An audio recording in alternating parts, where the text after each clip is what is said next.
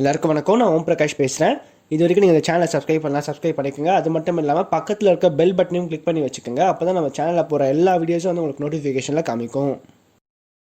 இந்த வீடியோ நம்ம என்ன பார்க்க போகிறோம் அப்படின்னா, கடக ராசியில் பிறந்தவங்களுக்கு 2025ஆம் ஆண்டு சனி பயிற்சி பலன்களை பற்றி நம்ம தெளிவாக பார்க்க போகிறோங்க.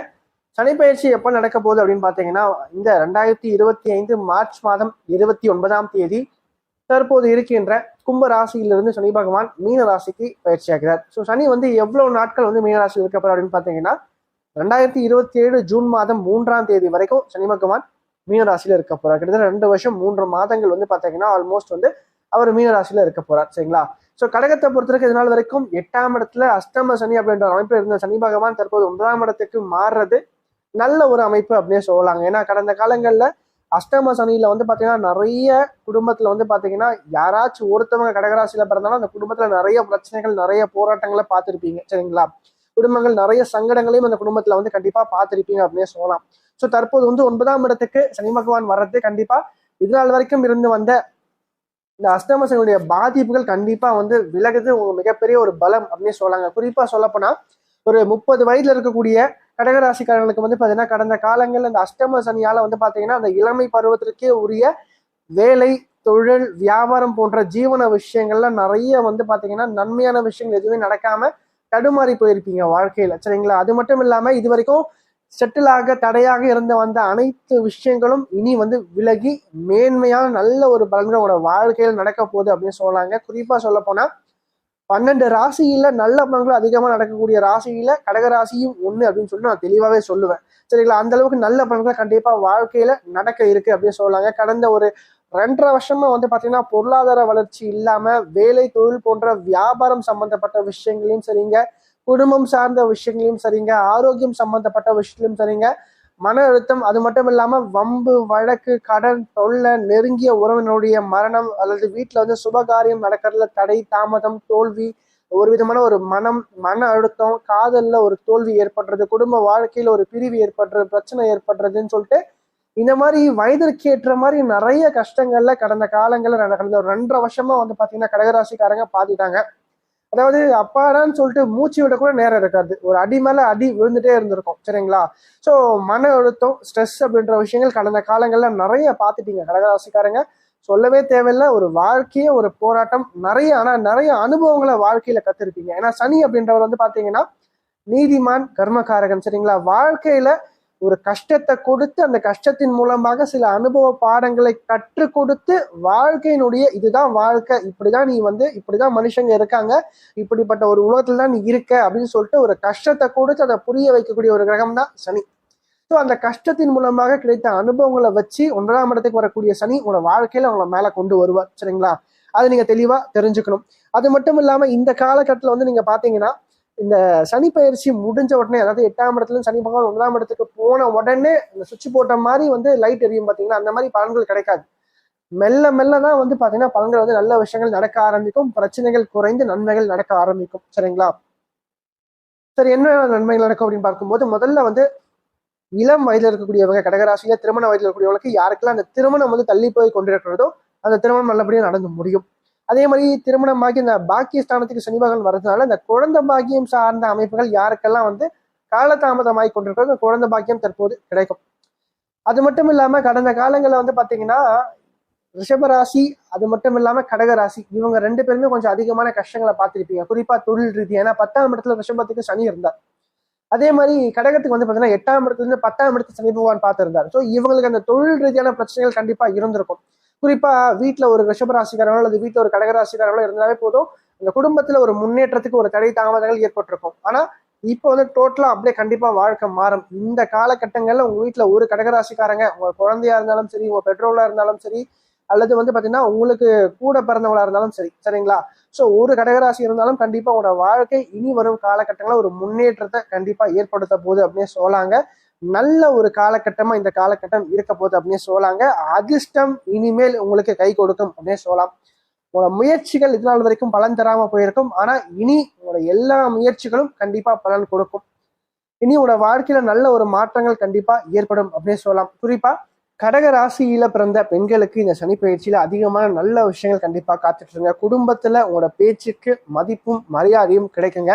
புகுந்த வீட்டுல நல்லபடியாக நடத்தப்படுவீங்க அப்படின்னு சொல்லலாம். பணிபுரியும் இடத்துலயும் சரிங்க, வேலை செய்யறது உங்களுக்கு இதனால் வரைக்கும் இருந்து வந்த சிக்கல்கள், பிரச்சனைகள், மன அழுத்தங்கள் கண்டிப்பா குறையும்.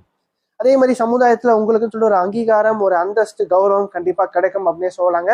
மேலும் இந்த காலகட்டத்துல வந்து பாத்தீங்கன்னா ஓரளவுக்கு நல்ல ஒரு உத்தியோகம் இல்லாம கிடைச்ச வேலையை பார்த்துட்டு நல்ல ஒரு வேலை வாய்ப்பு கண்டிப்பா கிடைக்கும், சரிங்களா. அதே மாதிரி வேலைக்காக முயற்சி பண்றவங்களுக்கு நல்ல ஒரு வேலை வாய்ப்பு கண்டிப்பா கிடைக்கும் அப்படின்னு சொல்லிடலாம். அது மட்டும் இல்லாம இந்த காலகட்டத்தில் வந்து பாத்தீங்கன்னா இந்த ராசிக்கு 12ஆம் இடத்துல குரு பகவான் வருவார். குரு பாக்கியாதிபதி அப்படின்றவர் 12ஆம் இடத்துல மறைந்து 6ஆம் இடத்தை பார்ப்பார். கேட்ட இடத்துல கடன் கிடைக்கும், சரிங்களா. 6ஆம் இடத்தை குரு பகவான் பாக்குறதுனால கொஞ்சம் ஹெல்த்ல கொஞ்சம் கவனம் எடுத்துக்கணும். அதே மாதிரி கடன் அப்படின்ற விஷயங்கள் கண்டிப்பா கிடைக்கும். எங்க நீங்க வந்து கடனுக்காக முயற்சி பண்ணாலும் சரி, லோன் அப்ளை பண்ணாலும் சரிங்க, கண்டிப்பா லோன் சாங்ஷன் ஆயிடும் இந்த காலகட்டத்தை பொறுத்த வரைக்கும். அதே மாதிரி நிறைய வந்து கடன் வாங்க வேண்டாம். கடன் கிடைக்குதேன்னு சொல்லிட்டு அதிகமா வந்து வாங்கிட்டு அப்புறம் வந்து பெண்ணால கஷ்டப்பட வேண்டாம். அதையும் நான் தெளிவா உங்களுக்கு வந்து இப்ப சொல்லிடுறேன் அப்படின்னே சொல்லலாம். அது மட்டும் இல்லாம நீ நாட்டுல வந்து செலுத்த முடியாத நேர்த்திக்கடன்கள் அனைத்தும் வந்து இப்போ உடனடியாக அந்த நேர்த்திக்கடன்கள் நிறைவேற்றக்கூடிய ஒரு காலகட்டமா இந்த காலகட்டம் இருக்குங்க. மேலும் நிறைய பேருக்குடைய ஒரு பயம், ஒரு ஏக்கம் என்னன்னா, சனி வந்து 8ஆம் இடத்துல இருந்து 1ஆம் இடத்துக்கு போயிட்டார், அடுத்து ராகு 8ஆம் இடத்துக்கு வராரு, இந்த ராகு பிரச்சனையை கொடுப்பாரா, மன அழுத்தத்தை கொடுப்பாரா, குடும்பத்துல பிரச்சனையை கொடுப்பாரான்னு சொல்லி நிறைய பேர் கேட்டு இருந்தீங்க. நிச்சயமா கிடையாது. ஏன்னா 8ஆம் இடத்துல ராகு வந்தாலும் குரு 12ஆம் இடத்துல இருந்து அந்த ராகுவை பார்ப்பார் 9ஆம் பார்வையா. ஸோ அப்படி இருக்கும்போது கண்டிப்பா இந்த ராகு நன்மை செய்ய கடமைப்பட்டவர். குறிப்பா எந்த மாதிரி நன்மைகளை கொடுப்பார்? திடீர் அதிர்ஷ்டம், திடீர் பணவரவு, விபரீத ராஜயோகம், இந்த மாதிரி அந்த லாட்ரி, ரேஸ், பந்தயம், இந்த மாதிரியான வழிகள்ல பணத்தை கொடுப்பார் இந்த ராகு அப்படின்னு சொல்றாரு. ராகு அப்படின்னாவே வந்து ஒரு போக கிரகம், ஒரு மாய கிரகம், சரிங்களா. இப்படிப்பட்ட வழியில தான் ராகு வந்து வருமானத்தை கொடுக்கும். அதே மாதிரி வெளிநாடு சம்பந்தப்பட்ட விஷயங்கள், வெளியூர் சம்பந்தப்பட்ட விஷயங்கள் கண்டிப்பா சாதகமா அமைஞ்சு முடியுங்க. இதனால் வரைக்கும் இழுபறியா இருந்து வந்த விஷயங்கள் அனைத்தும் வந்து இப்போ வந்து ரொம்ப சீக்கிரமா உங்களுக்கு சாதகமாகவும் நடந்து முடிய போகுது அப்படின்னு சொல்லலாங்க.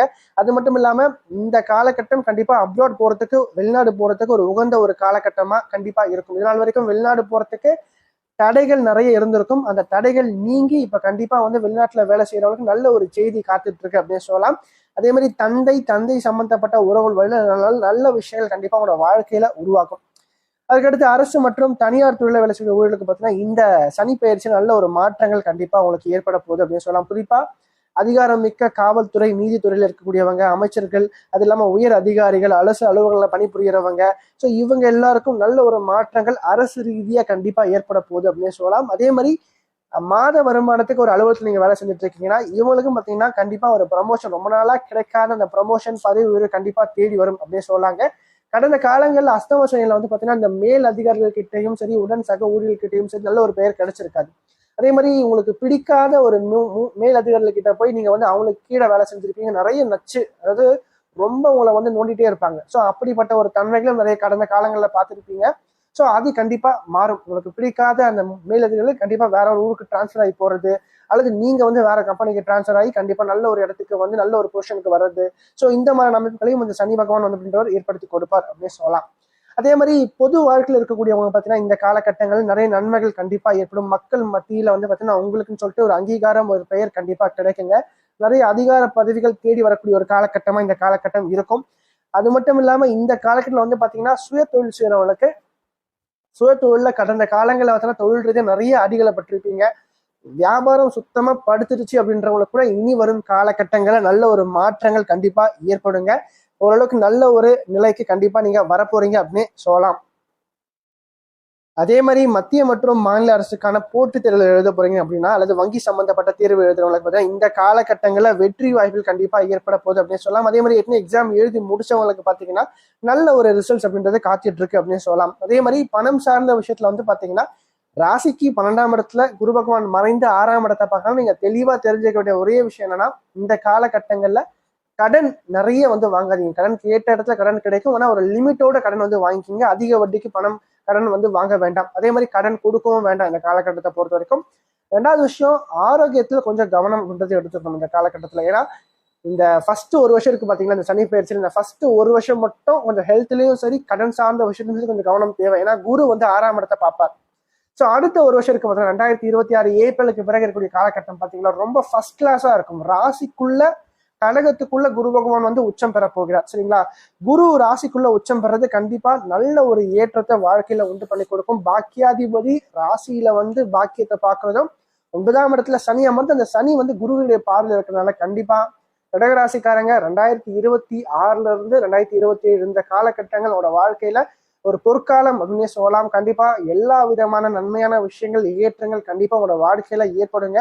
குறிப்பா திருமணம் சம்பந்தப்பட்ட விஷயங்கள், வேலை, தொழில், வியாபாரம் சம்பந்தப்பட்ட விஷயங்கள், அதே மாதிரி சொந்த ஊரை விட்டு வெளிநாடு போறது, அப்ராடு, இதுக்கான விஷயங்கள் எல்லாம் நல்லபடியாக நடந்து முடிய போதுங்க. வெளிநாட்டுல செட்டில் ஆவீங்க.